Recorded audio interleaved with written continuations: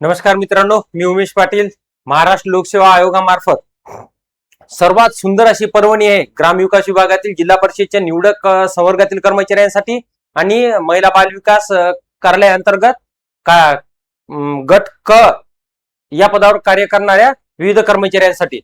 आता विविध पर्वणी अशी की तुम्ही डायरेक्ट आता गट ब राजपत्रित या वर्गात मोडण्यासाठी तुम्हाला शासनाने अतिशय सर्व सुंदर अशी ही संधी दिली आहे, ज्या मार्फत तुम्ही एमपीएससी म्हणजेच महाराष्ट्र लोकसेवा आयोगामार्फत जी परीक्षा आयोजित केलेली आहे आणि त्याचा अभ्यासक्रम सुद्धा आयोगाने प्रसिद्ध केलेला आहे. तर त्या अभ्यासक्रमाबद्दलच आपण इथं उहापोह करणार आहोत, जेणेकरून तुम्हाला त्याची एकंदरीत माहिती होईल आणि अभ्यास कसा करायचा, त्याच्यासाठी योग्य मार्गदर्शन कुठे घ्यायचं आणि पेपरची स्ट्रॅटेजी काय राहील, तसेच यापूर्वी झालेल्या विविध प्रश्नपत्रिकांचं अनालिसिस कसं करायचं याच्या संदर्भात आपण माहिती घेणार आहोत. तर मित्रांनो, मराठी विषय, इंग्रजी विषय हे विषय असे आहेत की आपण पहिल्या वर्गापासून शिकत आलो. तसेच आपण ज्यावेळेस गट क म्हणजे सेवेत ज्यावेळेस तुम्ही आलात तर त्यावेळेस हा विषय तुमचा बऱ्यापैकी झालेला आहे. मी तुम्हाला हे सांगणार आहे की जर तुम्हाला ही परीक्षा योग्य प्रकारे टॅकल करायची असेल तर तुम्ही भर कुठे द्यायला पाहिजे, कुठला विषय तुमचा हँड असायला पाहिजे, किंवा जरी तो विषय आपल्याशी निगडीत नसेल तर त्या विषयाचा प्रॉपर अभ्यास कसा करायला पाहिजे. मित्रांनो, हा विषय प्रत्येकाला येणार आहे, परंतु तुम्हाला रिव्हिजन यस मस्ट आहे. ज्याचा कोणाचा अभ्यासामध्ये गॅप पडलेला असेल, वय जास्त झाले असेल, त्यांना सुद्धा या विषयाचा रिव्हिजन दिल्यानंतर तुम्ही इथे चांगल्या प्रकारे मार्क घेऊ शकता. त्याच्यानंतर सामान्य ज्ञान, त्याच्यामध्ये काय असतं तर इतिहास, तुमचा भूगोल वगैरे, म्हणजे साधे साधे विषय आहेत. तुम्ही सहजरित्या विषय स्वतः अभ्यासून सुद्धा करू शकता. समोर गेला तुम्ही तर निवडक कायदे, शासनाशी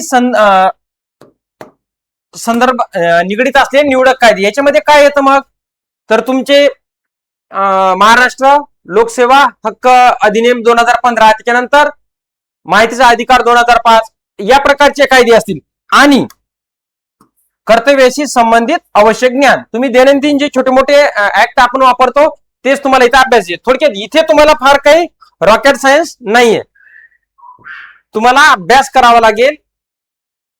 आता बघा, मी सांगितल्याप्रमाणे पेपर 1 जे की तुम्हाला सर्वांना ज्ञात आहे, मराठी आहे, इंग्रजी, सर्व सामान्य शब्दसंग्, वाक्यरचना, म्हणजे काय बेसिक जे तुमचं ग्रामर आहे ते तुमचं चांगलं असायला पाहिजे. त्यानंतर इंग्लिश मध्ये सेम बेसिक ग्रामर आहे, sentence structure, grammar, use of idioms वगैरे, फ्रेज, पाठांतराचा भाग आहे. त्याच्यानंतर इथे परत आला तुम्ही महाराष्ट्राचा इतिहास आहे, महाराष्ट्राचा भूगोल आहे. खरा कस कुठे लागतोय ते बघूया.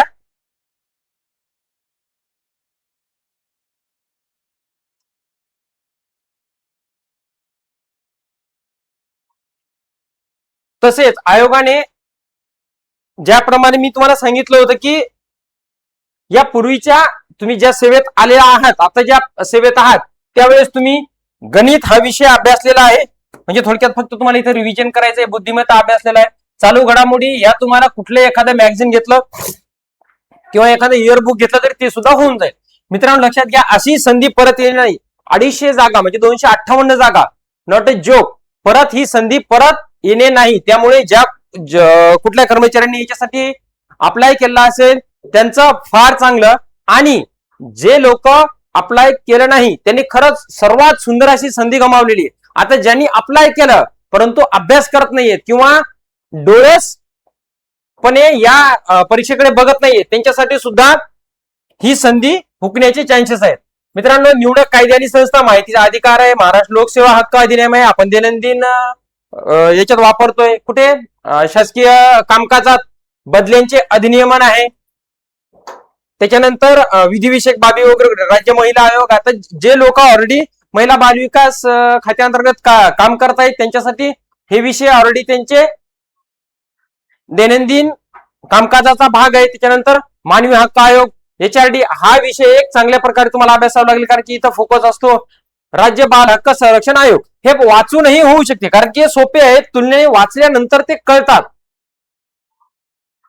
आता खरा अभ्यास कुठे करावा लागतो किंवा मार्गदर्शनाची गरज कुठे पडते, हा जो विषय आहे भारताचे संविधान, सेवाविषयक बाबी वगैरे वगैरे आणि शासनाशी संबंधित शिक्षणाशी संबंधित जे कलम आहेत ते, हा विषय तुमचा वाचून होऊ शकतो. हा जे वाचल्यानंतर जी मराठी आहे परंतु ती मराठी वाटत नाही आणि कठीण आहे, तो अभ्यास तुमचा इथे सुरू होतो. आणि मित्रांनो, जो रिझल्ट दंड आहे का, तो या पोर्शन मध्ये दंडाला.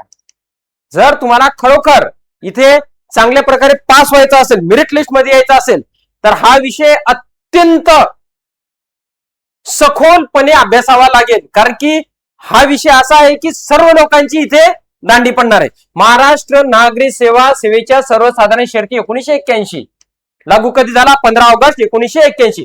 तर हे जे नियम आहेत नागरी सेवा नियम, मग कोणी म्हणत असेल मी आस्थापना विभागात काम करतो, मला बरेपैकी सर्व नियम माहिती आहेत, पाठ आहेत. मित्रांनो, परीक्षेचा पेपर मधील जे प्रश्न आहेत ते आणि तुमचं दैनंदिन काम ह्याच्यामध्ये ज्यावेळेस तुम्ही ऍक्च्युअल परीक्षेमध्ये बसाल त्यावेळेस जमीन आसमानची तफावत दिसून येईल. का?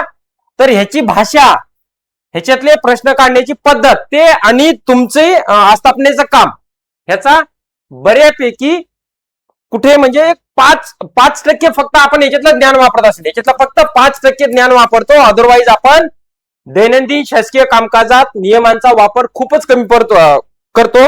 मागची संचिका उचलतो, ऍज इट इज नोटिंग टाकतो, कर्मचाऱ्याचं नाव बदलतो आणि जे काही प्रकरण असेल त्याच्यानुसार आपण ते पुटअप करतो. ओके, परंतु परीक्षेला ते अभिप्रेत नाहीये. आता सेवा शर्तीचे शिस्त व अपील नियम आहेत. हे नियम तुम्हाला 1979 चे. मग पूर्वी कुठले वापरायचो आपण? तर 1959 ज्यावेळेस आपला महाराष्ट्र निर्माण झाला होता, सॉरी संयुक्त महाराष्ट्र 1 नोव्हेंबर 1956. त्याच्यानंतर महाराष्ट्र शासनाने नियम हाती घेतले. मग ते नियम तयार करत आपल्याला 1956 साल उजाडला आणि आपण त्यावेळेस नियम तयार केले. त्याच्यानंतर 1 मे 60 ला परत महाराष्ट्र विभक्त झाला. परंतु 79 पर्यंत या दोन नियमाच्या बाबतीत 79 पर्यंत आपण नियम कोणते वापरायचो? 59 चे. त्यानंतर ह्याचे सुद्धा सर्वच्या सर्व जे नियम आहेत 81 चे, 82, 84 यावेळेस सुद्धा आपण हे बघा अद्यापही आपण मुंबई नागरी सेवा प्रवास भत्ताचा नियम अद्यापही सुधारित केला नाही. तर आपण 1959 चेच नियम वापरत असतो. तर मित्रांनो, हे नियम आहेत, हे वाचूनही कळत नाही. तर या विषयाचा सखोल अभ्यास करायचा असेल तर तुम्ही आपल्या OO अकॅडमीला जॉईन व्हा आणि या सर्व विषयांचा सखोल अभ्यास करून येणाऱ्या परीक्षेसाठी आपण 100% तयार कसं होऊ याच्यासाठी आपण तयारीला लागूया. ठीक आहे, धन्यवाद.